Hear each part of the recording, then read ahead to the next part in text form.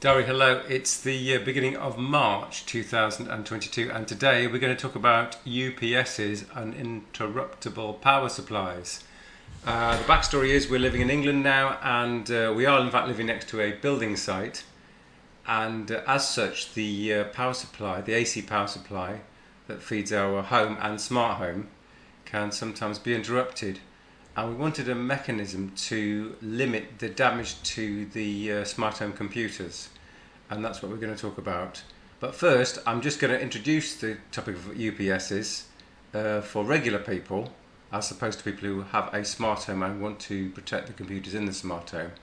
So if you look at the screen, you'll see that I've got a UPS box here, and I'm feeding that into a computer, with a PC or a Mac computer or a Linux computer, and both the PC and the screen are powered by the UPS. So the AC power comes into the UPS, and on the back of the UPS are some sockets, and your PC and your screen plugs into the UPS itself. So if the AC power drops, the typically lead acid batteries inside the UPS instantaneously take over, and your computers don't crash. And the idea is that there's a battery in the UPS which is just big enough for you to shut down your computer before any open files or applications might be compromised.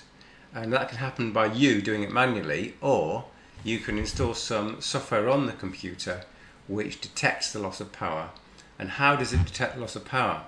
Well, for years and years and years, it was a serial cable, and then when USB came, so that's a long time ago, let's say over 10 years ago, UPS manufacturers switched to using a USB interface.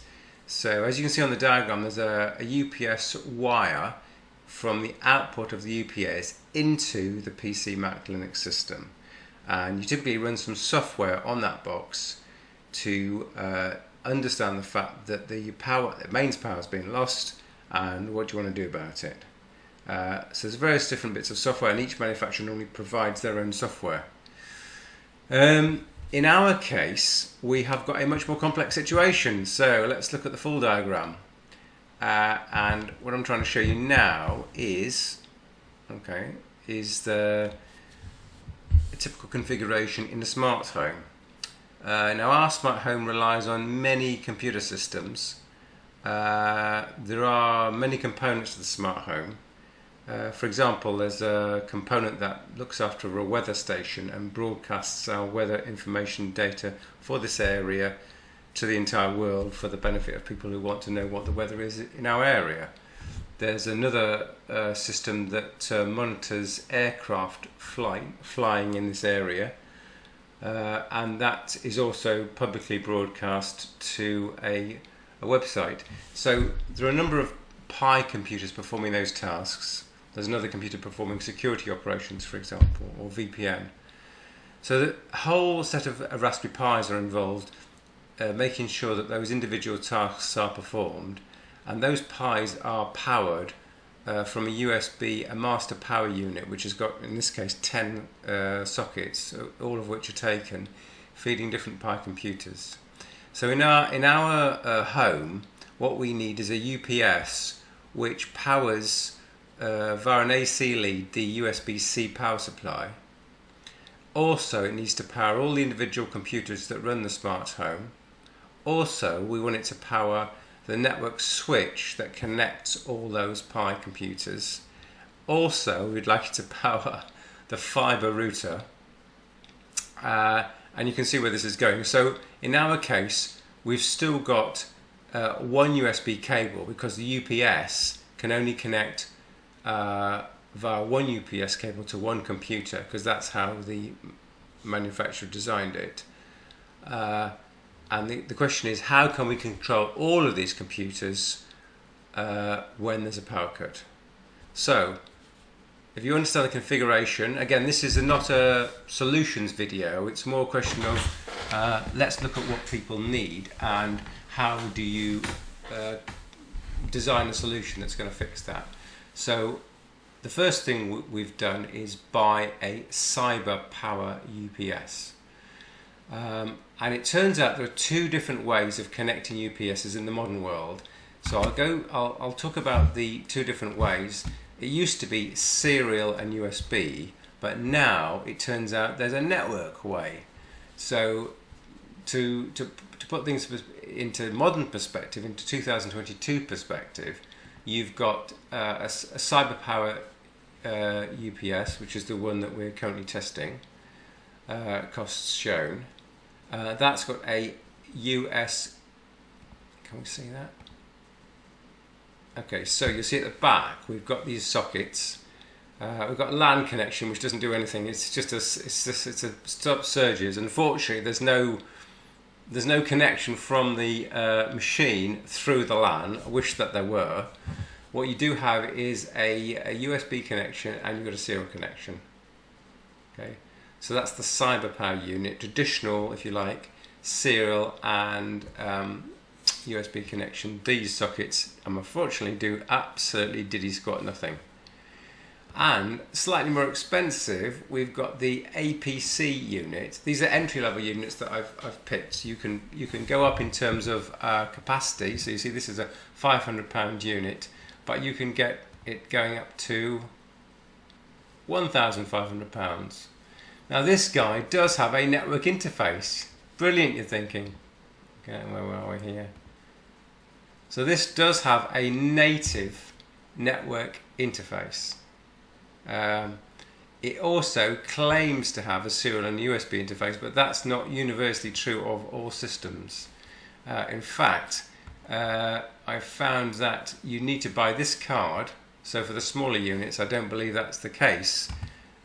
So for the unit that we were thinking about getting, I always thought that didn't have it. Okay, according to this, it does have it, but according to other research I've been given, it doesn't have that, and you have to buy a separate legacy card. This is a legacy card, so the jury's kind of out on this one, but the best case would be that the APC Schneider device does have a serial and USB connection. The worst case is that you need to buy a separate plug-in card that goes into the back of the APC device. But fair enough, I thought let's look at what software the manufacturer provides. And so I went to the web page for downloads, which you can see here. This is the CyberPower website. And I went to the products, and I want to be running it on a Raspberry Pi, which is running Linux, obviously. And I thought, oh, let's look at the software. So I did learn more on the Linux software. And this is not the one I wanted to show you. Downloads, here we go. To my horror, I see that it says that it requires Linux kernel 2.6.12. Well, Linux kernel 2.6.12, I know there's a greater than sign here, but Linux 2.6.12 is, I don't know, 20 years ago or something. We're on kernel version 5 now and have been for some time. I was a little bit worried about that. I thought, no, I'll give it the benefit of the doubt. So I downloaded the software onto the Raspberry Pi. I installed the software, and guess what?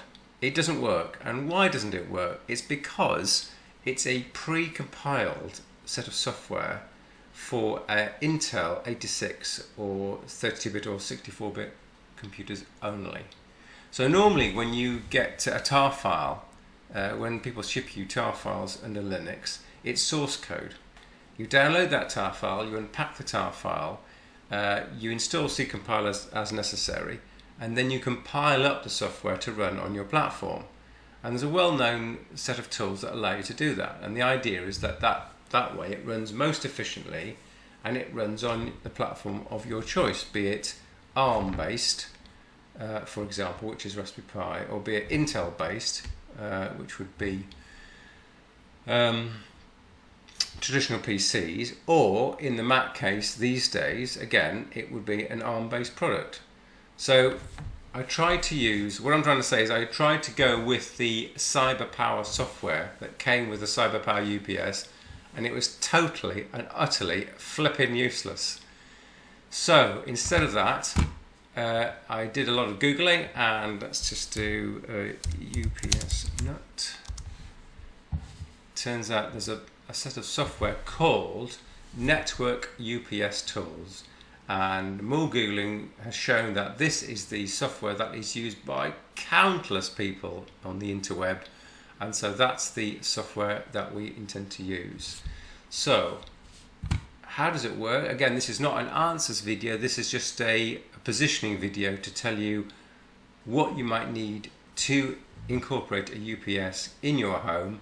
When we have it all figured out, there's going to be a second video telling you exactly what has been done and how you can follow an article to get yourself started at minimal cost. Because like most things, if cost is not an object, you can just get someone in to do all of this, and you spend your X thousands and it's all done. So let's get back to the diagram. The diagram is that the intention is we're going to use the Network UPS Tools program. We are going to have a UPS which connects to an administration Pi, and that's going to be connected physically via the USB cable to the UPS, and it's going to act as a control point for all the other systems. So the idea is that this Pi will monitor the UPS and detect whether there's been a power failure, and if there is a power failure, it can detect how much UPS battery is left, and if it gets down to a low enough level and the power has still not been restored, then it can send out messages to all the other devices on the network to say please shut down. So this one will run the NUT server, if you like, and all the other Linux devices will run the NUT client. And I've just got a quick screenshot here.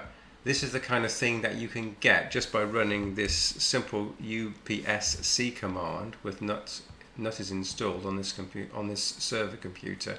I'm going to hit go, and as you can see, you can get the voltage, you can get the runtime, you can see what type of device driver is being used. You can see that I've stopped the annoying beeping, so if the power is disconnected, it's not going to make a loud beeping sound. And you can see many other things. So this is the visible interface of the UPS at a command line level, but what we're going to do is we're going to install the NUT software here. That's going to talk across the USB cable and poll the UPS every so many seconds to see is the UPS up, and if it is up, no problem. If it isn't up, then what to do? Send out a message when as soon as it goes down, and monitor the situation, and over a course of time it's going to shut the other computers down. Okay, so that's the positioning video. You can see that I'm not planning to use the APC UPS because it was more expensive. It may not come with the USB socket. The CyberPower unit seems to be a more cost-effective option, and one that many other people in the Linux world have gone with. Okay, Dari, that's it for now. Thanks for watching, and there'll be another solutions video to come.